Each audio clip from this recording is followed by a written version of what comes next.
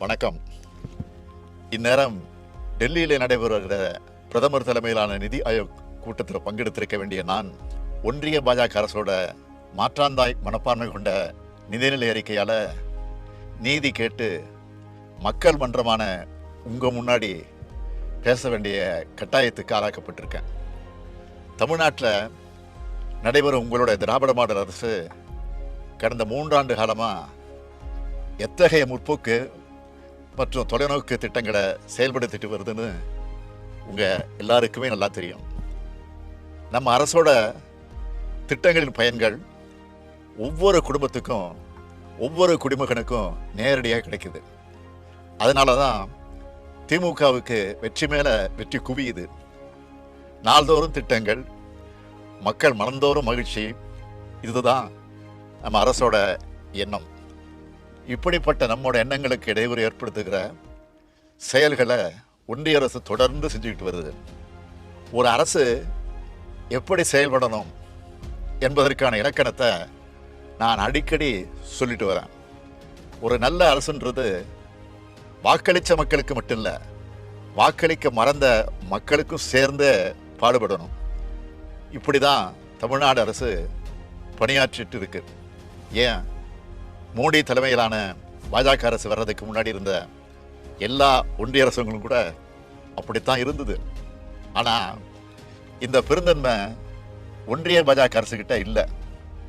இவங்க மட்டும்தான் அரசியல் நோக்கத்தோடு அரசு நடத்துகிறாங்க.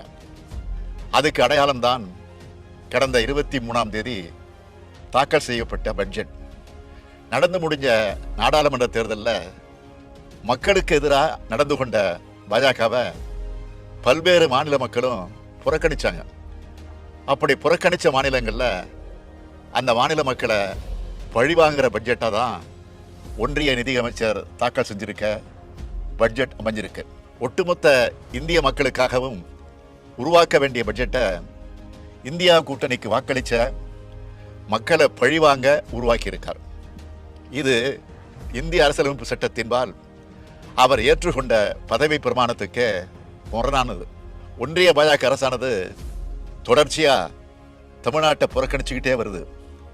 தமிழ்நாட்டுக்குன்னு அவங்க அறிவித்த ஒரே ஒரு சிறப்பு திட்டம்னா அது மதுரை எய்ம்ஸ் மருத்துவமனை தான். ஆனால் அதுவும் 10 ஆண்டுகளாகியும் என்ன நிலைமையில் இருக்குன்னு உங்களுக்கு நல்லா தெரியும். தமிழ்நாட்டுக்குன்னு எந்த சிறப்பு திட்டத்தையும் கொடுக்காம தமிழ்நாட்டு மக்கள் பாஜகவுக்கு வாக்களிக்கணும்னு எப்படித்தான் எதிர்பார்க்குறாங்களோ தெரியல. 3வது முறையாக பாஜக ஆட்சி அமைச்சிருக்கு. ஆனால் இந்திய மக்கள் அந்த கட்சிக்கு பெரும்பான்மை அளிக்கல. ஒரு சில மாநில கட்சிகளோட சப்போர்ட் இல்லைன்னா பாஜகவால் ஆட்சி அமைச்சிருக்க முடியவே முடியாது. இப்படிப்பட்ட நிலையில் தங்களோட சறுக்களுக்கு என்ன காரணம்னு உணர்ந்து பாஜக திருந்தி இருக்கணும்னு நினைச்சேன். ஆனால் ஏமாற்றம் தான் மிஞ்சி இருக்கு. பட்ஜெட்டுக்கு 2 நாளைக்கு முன்னாடி கூட நம்மளோட தமிழ்நாட்டு தேவைகள் என்னன்னு சோஷியல் மீடியா மூலமாகவே ஒன்றிய ஆட்சியாளர்களுக்கு தெரியப்படுத்தினேன். ஆனால் அதிலிருந்து ஒன்று கூட நிதியமைச்சர் அறிவிக்கல. அவ்வளவு ஏன், தமிழ்நாடு என்ற சொல்லே பட்ஜெட்டில் இல்லை. இவ்வளவு ஆண்டுகளாக சும்மா ஒப்புக்காவது ஒரு திருக்குறளை சொல்லி பட்ஜெட்டை வாசிப்பாங்க. இந்த முறை திருவள்ளுவரும் கசந்து போயிட்டார் போல. இப்படிப்பட்ட பட்ஜெட்டில் திருக்குறள் இடம்பெறாதது ஒரு வகையில் நிம்மதி தான். இந்த பட்ஜெட்டில் நாம் ரொம்ப எதிர்பார்த்தது சென்னை மெட்ரோ ரயில் 2ஆம் கட்ட பணிகளுக்கான ஒன்றிய அரசோட நிதி. 2020ஆம் ஆண்டு கொரோனா பெருந்தொற்று காலத்திலேயே மாண்புமிகு ஒன்றிய உள்துறை அமைச்சர் அமித்ஷா அவர்கள் அவசரமாக வந்து அடிக்கல் நாட்டின திட்டம் தான் அது. தமிழ்நாடு அரசும் ஒன்றிய அரசும் இணைஞ்சு 63,000 கோடி ரூபாய் செலவில் இந்த திட்டத்தை செயல்படுத்துவோம்னு 2021ஆம் ஆண்டு ஒன்றிய பட்ஜெட்டில் அறிவித்தாங்க.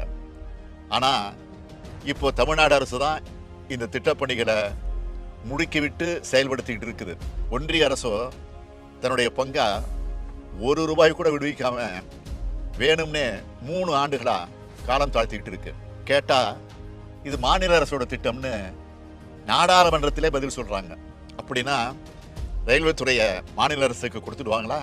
கோவை, மதுரை மாநகரங்களில் மெட்ரோ ரயில் திட்டங்களில் செயல்படுத்துறதுக்கான ஒப்புதல் அளிக்கிறத பற்றி மூச்சே விடலை. ஆனால் கடந்த 3 ஆண்டுகளில் இதே ஒன்றிய அரசு நம்ம நகரங்களை விட பல சின்ன நகரங்களுக்கான மெட்ரோ ரயில் திட்டங்களுக்கு ஒப்புதல் அளித்து நிதி உதவியும் வாரி வழங்கியிருக்கு. இது எந்த விதத்தில் நியாயம்? கடந்த ஆண்டு 2 முறை புயல்கள் தாக்கி கடும் இயற்கை பேரிடர்களை தமிழ்நாடு சந்திச்சுது. இதுக்கு நிவாரணமாக 37,000 கோடி ரூபாய் கேட்டோம். ஆனால் ஆண்டுதோறும் வழக்கமாக வழங்கப்பட வேண்டிய 276 கோடி ரூபாய் நிதியை அளிச்சுட்டு ஏமாத்திட்டாங்க. சரி, இந்த பட்ஜெட்லேயாவது வெள்ள நிவாரண அறிவிப்பு வெளியாகும்னு காத்திருந்தோம். ஆனால் தங்களோட பதவி நாற்காலிக்கு கால்களாக இருக்கிற மாநிலங்களுக்கு 10,000 கோடி ரூபாய்க்கு மேலே நிதியை அள்ளி வழங்கியிருக்கிறார் ஒன்றிய நிதியமைச்சர். ஒட்டுமொத்தமாக சொல்லணும்னா தமிழ்நாட்டுக்கு புதிய திட்டங்கள் அறிவிக்கல என்பதோடு ஏற்கனவே நடைபெற்று வர திட்டங்களுக்கான நிதியையும் குறைக்கிற வஞ்சக முயற்சியில ஈடுபட்டு இருக்கு இந்த ஒன்றிய அரசு. இது எல்லாத்தையும் விட கொடுமையான விஷயம் என்னன்னா, தமிழ்நாடு பள்ளிக்கல்வித்துறை முடக்கிற வகையில் 20 ஆண்டுகளுக்கு மேலாக செயல்படுத்தப்பட்டு வர அனைவருக்கும் கல்வி இயக்கம் திட்டத்தின் கீழ் வழக்கமாக விடுவிக்கப்பட வேண்டிய நிதியை கூட நிறுத்தி வச்சிருக்காங்க.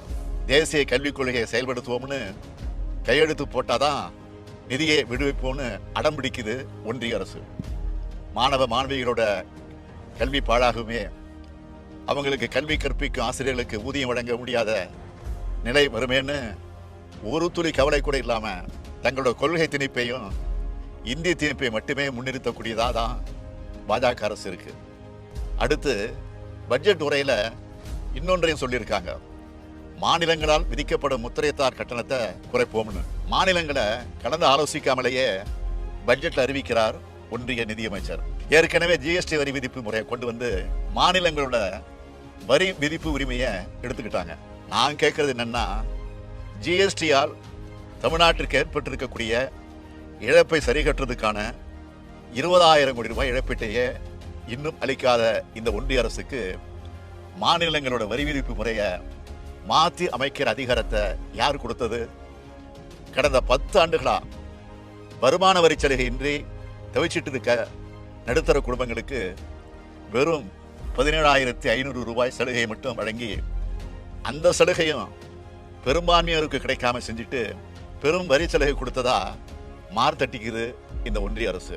இது தமிழ்நாட்டை பழிவாங்குகிற பட்ஜெட் மட்டுமல்ல, ஒட்டுமொத்த இந்திய நாட்டு மக்களையே பழிவாங்குகிற பட்ஜெட். சுயநலத்துக்காக நாற்காலியை காப்பாத்திக்க போட்டுக்கொண்ட பட்ஜெட் இது.